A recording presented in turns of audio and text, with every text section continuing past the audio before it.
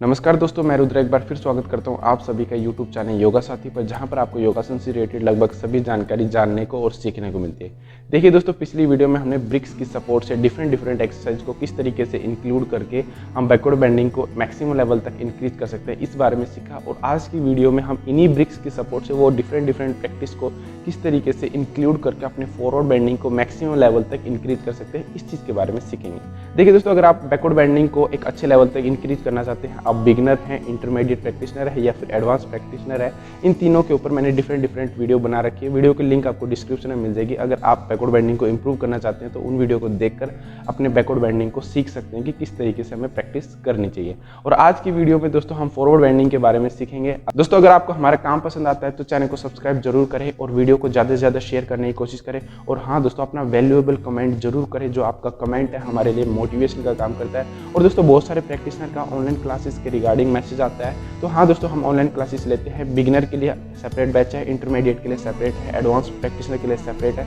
हम personal classes भी लेते हैं और बच्चों के लिए सेपरेट क्लासेस है। जो बच्चे अपने आप को कंपटीशन के लिए प्रिपरेशन कर रहे हैं वो हमारे साथ जुड़कर अपने अच्छे आसनों को सीख सकते हैं। और दोस्तों, अगर आप हमारे साथ जुड़ना चाहते हैं तो कॉन्टैक्ट डिटेल्स नीचे है दोस्तों, वहाँ से हमें कॉन्टैक्ट कर सकते हैं ताकि अपनी फ्लेक्सिबिलिटी को थोड़े और अच्छे लेवल तक इंक्रीज किया जा सके। तो चलिए फिर दोस्तों शुरू करते हैं।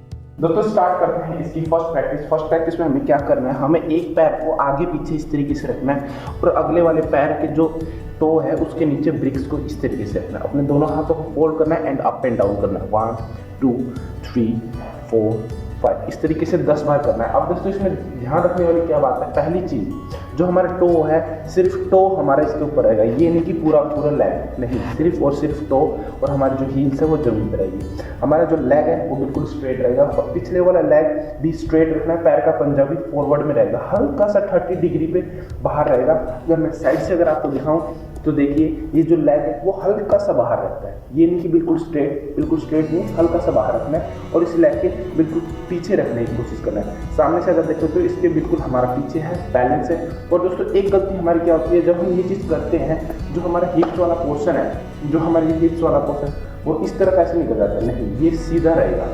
ठीक है, साइड से देखो, ये जो हिप्स की पोर्शन है वो हमारी बिल्कुल सीधी, बिल्कुल एक दूसरे के बराबर। ठीक है, ये नहीं कि ये वाला हिप्स आगे है और ये वाला हिप्स पीछे, ऐसा नहीं होना चाहिए, बिल्कुल स्ट्रेट रहना चाहिए। ठीक है, हिप्स की पोर्शन, बैक को सीधा रखना है, दोनों हाथों को फोल्ड करना है, टो इसके ऊपर रहेगा और सामने फेस करते हुए इस तरीके से 1 2 3 4 5।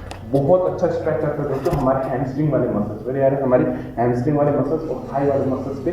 और अगर आप अच्छे से स्ट्रेच करते हो तो हिप्स वाले मसल्स पे भी बहुत ज़्यादा स्ट्रेच फील होता है, जो कि हमारी फॉरवर्ड बेंडिंग के लिए बहुत अच्छा हेल्पफुल रहता है। ठीक है, इसके बाद दोस्तों स्टार्ट करते हैं सेकंड प्रैक्टिस। अब फर्स्ट प्रैक्टिस में हमने एक टो रखा, सेकंड प्रैक्टिस में हमें दोनों टो रखने हैं। कैसे, इस तरीके से सामने ब्रिक्स रख लेंगे, ये हमारा एक टो हो गया और यहीं पे हमारा दूसरा टो। सिर्फ और सिर्फ दोस्तों टो है, हमारा नी बिल्कुल स्ट्रेट है। अब यहीं पे इसको बैलेंस करते हुए दोनों हाथों को फोल्ड करना है and up and down, up and down, up and down. बहुत सारे प्रैक्टिशनर की गलती क्या होती है दोस्तों, जब वो अप एंड डाउन कर रहे होते हैं ना दोस्तों, तो उनके नी जैसे जैसे आप नीचे जा रहे हो तो जो ये नी है ये बैंड हो जाएंगे, तो ऊपर आ रहे हो तो ठीक है, नहीं ये होते हैं हल्का दोस्तों। अगर हल्का नी बैंड हो जाएगा ना दोस्तों तो हैमस्ट्रिंग में स्ट्रेच पड़ेगा ही नहीं। तो कोशिश करो कि थोड़ा नीचे तक पुश करो। जरूरी नहीं है दोस्तों यहीं तक पहुंचना, जरूरी भले ही आप यहाँ तक पहुंचो, लेकिन अपनी जो नीज है उनको स्ट्रेट रखो और जो बैक है बैक में हंच मत बनने दो, बैक को स्ट्रेच करो। जैसे कि ये पोर्शन है, आप मेरे बैक देखना, मैं जितना हो सके ये खींचता हूँ नीचे की तरफ, ये देखिए ये बैक को खींचना है। जब आप बैक को खींच के करोगे ना दोस्तों तो स्पाइन स्ट्रेच होगी। फॉरवर्ड बेंडिंग के लिए सबसे मैंडेटरी चीज़ यही है कि हमारी स्पाइन बैंड ना हो। फॉरवर्ड बेंडिंग में दोस्तों एक चीज़ ध्यान रखने वाली बात है कि जो स्पाइन है उसमें कर्व नहीं होना चाहिए। कर्व होगा तो गलत है, दो चीज़, कर्व होना गलत है, दूसरा नी बैंड होना गलत है। इसलिए कोशिश करो कि ना तो नी बैंड करो ना कर्व करो। अगर जैसे पश्चिमोत्तानासन भी आप करते हो तो स्पाइन को ऊपर स्ट्रेच करने की कोशिश करो, इस तरीके से ये स्ट्रेच करते हुए जाने की कोशिश करो। ठीक है, बजाएगी ये गलत है, कर्व आना गलत है दोस्तों। अगर यहाँ पे हंच आ जाएगा तो गलत है। ठीक है, इसलिए आप पकड़ो, थोड़ा करो। मैं ये नहीं कह रहा कि दोस्तों स्टार्टिंग में ऐसे फ्लैट हो जाओ, नहीं, भले ही यहाँ पकड़ने के बाद ये खींचते हुए करो। दोस्तों टाइम लग सकता है लेकिन आप एक्यूरेट करोगे, इससे हमारे को डिसएडवांटेज नहीं होगी। लेकिन अगर कर्व करोगे तो दोस्तों हमारी स्पाइन स्ट्रेच नहीं होगी, जो कि दोस्तों एक चीज़ आपको मैं बताता हूँ जो टेक्निकली चीज़ें हैं। हम सोचते हैं कि अगर हमने फॉरवर्ड की प्रैक्टिस करी तो वो सिर्फ फॉरवर्ड में हेल्प करेगा, नहीं दोस्तों। अगर हम स्पाइन को स्ट्रेच करते हो, हर एक पोर्शन करते हैं, तो स्पाइन को स्ट्रेच करने का मतलब यही है कि आप चाहे बैकवर्ड में जाओ, चाहे फॉरवर्ड में जाओ, चाहे साइड बेंडिंग में जाओ, स्पाइन हर जगह स्ट्रेच हो रही है। तो वो स्ट्रेच जो है वो आपको हर एक फॉर्मेट पे आपको सपोर्ट करता है, ठीक है। इसलिए आपको कोशिश करना है कि स्पाइन को स्ट्रेच करते ही हुए ही करें। इवन आप अगर ट्विस्टिंग करते हो, जैसे अर्ध मत्स्येंद्रासन है, अर्ध मत्स्येंद्रासन में अगर हम ये अर्ध मत्स्य सिंपल और हमारे अगर बैक को बिना स्ट्रेच करे अगर ट्विस्ट करेंगे तो इसका बेनिफिट नहीं है दोस्तों। भले ही ये आसन आपका ठीक ठाक सा हो जाए, लेकिन इसका बेनिफिट नहीं है। लेकिन अगर आपको इसका बेनिफिट लेना है तो पकड़ने के बाद अपनी स्पाइन को चेस्ट को ऊपर खींचो और स्पाइन को ऊपर स्ट्रेच करने की कोशिश करो। जो स्ट्रेच के साथ ट्विस्ट, स्ट्रेच के साथ बैंड, स्ट्रेच के साथ फॉरवर्ड बैंड, स्ट्रेच के साथ साइडवर्ड बैंड, ये चीज है ना दोस्तों, ये आपकी फ्लेक्सिबिलिटी को ऑटोमेटिकली आगे दूसरे आसन पे सपोर्ट करती है। इसलिए दोस्तों जो एक प्रैक्टिस है, मैं हमेशा बोलता हूँ कि एक प्रैक्टिस एक आसन के लिए नहीं होती दोस्तों। वो एक प्रैक्टिस जैसे फॉरवर्ड बेंडिंग के लिए किया तो आपको फॉरवर्ड बेंडिंग के लगभग मैक्सिमम आसन आपके कवर हो जाते हैं। इसलिए दोस्तों प्रैक्टिस पे बहुत ज्यादा फोकस करना जरूरी है कि वो एक्यूरेट हो, ठीक है। सेकंड प्रैक्टिस अभी हमने ये बात करी कि इस तरीके से अपने पैरों को रखना है और इस तरीके से up and down up and down up and down, अपनी स्पाइन को स्ट्रेच करते हुए नी को बेंड किए बिना हमें अप एंड डाउन की लोडिंग करना है, ठीक है। अब हम बात करेंगे दोस्तों थर्ड प्रैक्टिस। थर्ड प्रैक्टिस में क्या करना है दोस्तों, मान लो ये ब्रिक्स है, ठीक है, मान लो ये ब्रिक्स है, हम इसके ऊपर खड़े हो जाएंगे इस तरीके से। अगर आप ब्रिक्स के ऊपर बैलेंस नहीं बना सकते तो दोस्तों कोई ऐसी हाइट वाली चीज़ दो जिससे आप आराम से बैलेंस बना सकते हो। कोशिश क्या करना है, हमारे बहुत सारे प्रैक्टिशनर अब यहाँ तक पहुँच सकते हैं, या फिर वो जब नीचे खड़े करते हैं तो यहाँ पे करते हैं। तो यहाँ से इस तरीके से जाने की कोशिश करने के लिए क्या करना है, ये लेना है, ठीक है। आप एक ब्रिक्स का सपोर्ट ले सकते हो ये, और इसको अप एंड डाउन कर सकते हो। जैसे मेरी फॉरवर्ड थोड़ी अच्छी है तो मैं डबल ब्रिक्स के ऊपर कर सकता हूँ ये। अगर आपके पास दूसरा ब्रिक्स नहीं है तो क्या करो, अपनी फिंगर को इस तरीके से इंटरलॉक करो, ये ट्विस्ट करो, up and down up and down up and down. Forward से भी दिखा देता हूँ दोस्तों, ये मान लो इस तरीके से आप हो गए, ये इसके ऊपर किया और ये up and down up and down up and down up and down. एक टाइम आएगा कि अगर आप यहाँ टच कर सकते हो तो इसको ऐसे टच करने की कोशिश करो, अगर यहाँ कर सकते हो तो साइड में स्ट्रेच करने की कोशिश करो। अगर आप मैं साइड से दिखाऊं तो देखो, अगर आप यहाँ तक रहते हो तो हल्का सा हट जाए, यहाँ पे रहते हो थोड़ा और कम है, लेकिन यहाँ पे आने के बाद बहुत ज़्यादा स्ट्रेट हो जाते हैं हमारी बैक एक अच्छे लेवल तक स्ट्रेच हो सकती है। तो दोस्तों ये टेक्निकलिटी इसको अप्लाई करना है आपको डेली प्रैक्टिस में। हो सकता है कि दोस्तों स्टार्टिंग में हम वो गोल अचीव ना कर पाए, लेकिन दोस्तों कंटिन्यूटी रखेंगे तो डेली थोड़ा सा टाइम ले सकता है, लेकिन हमारी अच्छी फ्लेक्सिबिलिटी इंक्रीज हो सकती है, ठीक है। तो दोस्तों स्टार्ट करते हैं इसकी फिफ्थ प्रैक्टिस। फिफ्थ प्रैक्टिस हमें बैठ के करना है। कैसे करना है देखिए दोस्तों, इस तरीके से सिंपल बैठना है, ब्रिक्स की मदद से पश्चिमोत्तानासन की पोजीशन में करना। अब इसकी दो वेरिएशन है फिफ्थ प्रैक्टिस की। पहली वेरिएशन में हमें सिर्फ हाथों को ये रखना है, आगे स्ट्रेच करना है, फिर वापस आना है, वापस आगे जाना है, वापस आना है, आगे जाना है, वापस आना है। अगर जो बिगनर्स हैं उनका अगर ब्रिक्स की हेल्प से नहीं होता तो कोई बात नहीं, वो सिंपल भी कर सकते हैं इस तरीके से अपनी। यहाँ पे वर्क क्या कर रहे हैं दोस्तों, ये ब्रिक्स का सपोर्ट क्या है। ब्रिक्स का एक तो सपोर्ट ये है कि आपको आगे स्ट्रेच करते समय अगर कुछ चीज़ अगर आप ब्रिक्स जैसी चीज़ लेकर करते हो तो आपको स्ट्रेच करने में थोड़ा सा अच्छा लगेगा। आप जब आप सेट करोगे तब आपको पता लगेगा, ठीक है। आप इस ब्रिक्स को पकड़िए और इस तरीके से आगे स्ट्रेच कीजिए, फिर स्ट्रेच कीजिए, वापस आइए, ठीक है। एक ये वेरिएशन होगी।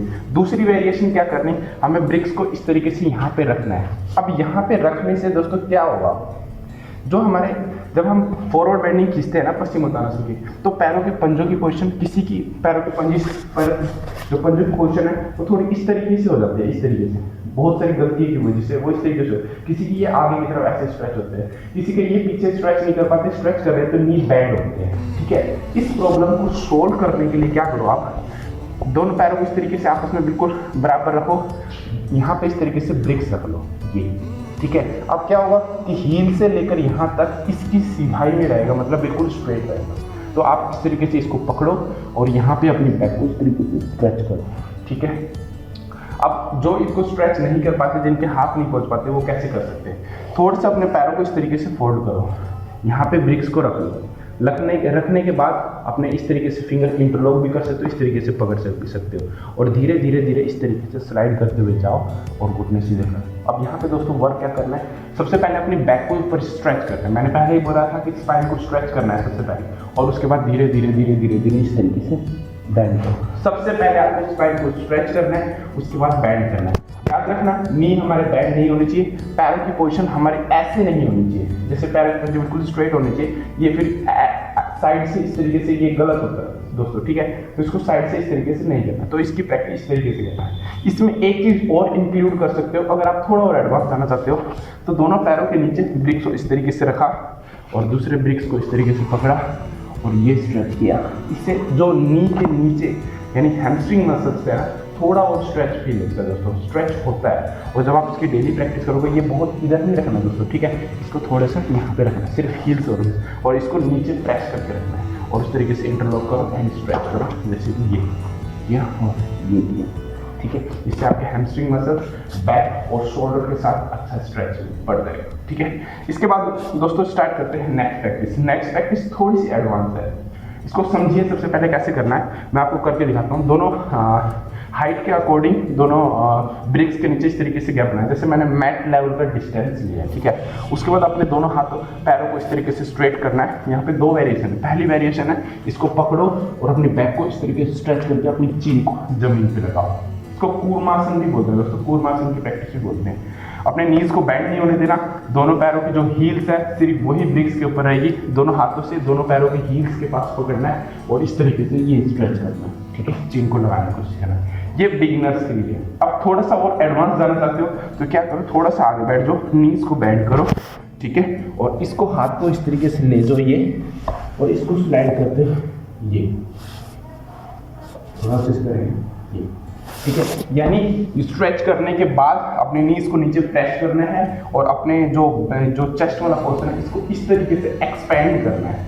जितना आप एक्सपेंड करते रहोगे, अगर एक्सपेंड नहीं करोगे ना दोस्तों तो हंच बन जाएगा, लेकिन अगर एक्सपेंड करोगे तो हंच खत्म होगा, धीरे धीरे नीचे जाएगा, ठीक है। और इस तरीके से आप यहाँ पे पीछे इसको ऐसे इंटरलॉक भी कर सकते हो और ये स्ट्रेच करना है, ठीक है। अगर आप इस चीज़ की प्रैक्टिस अगर अच्छे से कर लो दोस्तों, आपका टिटिबासन कैसे होता है मैं आपको दिखा देता हूँ। टिटिबासन इस तरीके से होता है, ये किया, ये इंटरलॉक किया यहाँ पे हमने ये, और ये स्ट्रेच कर दिया। देखिए ये आसन करने में ये जो कूर्मासन की प्रैक्टिस है बहुत हेल्प करती है। और अगर टिटिबासन हो जाता है तो आप उत्तान टिटिबासन भी कर सकते हो। उत्तान टिटिबासन कैसे होता है, ये किया, हाथ रखे, ठीक है। तो मतलब इन प्रैक्टिस से दोस्तों आप पादहस्तासन, ये आसन, ठीक है, पश्चिमोत्तानासन और टिटिबासन, उत्तान टिटिबा, कौंडिन्य, इन सभी ये जो बहुत सारे फॉरवर्ड बेंडिंग के आसन, उत्थित पश्चिमोत्तानासन, इन सभी आसनों को अच्छे से सुधार सकते हैं। तो दोस्तों इन सभी आसनों की और इन सभी प्रैक्टिस की जो प्रैक्टिस है अपनी डेली प्रैक्टिस में इंक्लूड करना। कैसा लगा दोस्तों ये वीडियो, आप कमेंट करके जरूर बताएं। कमेंट में उस आसन, उन प्रैक्टिस का नाम बता सकते हैं जो आप आसन सीखना चाहते हैं। मैं जरूर जल्द मिलेंगे दोस्तों एक नई वीडियो के साथ, एक नई एनर्जी के साथ। तब तक इस वीडियो को देखते रहो, अपने सभी दोस्तों में शेयर करो। और लास्ट में मुझे आप सब यही कहेगा कि give yourself pain to end the pain, because no pain no way. जल्द मिलेंगे, धन्यवाद।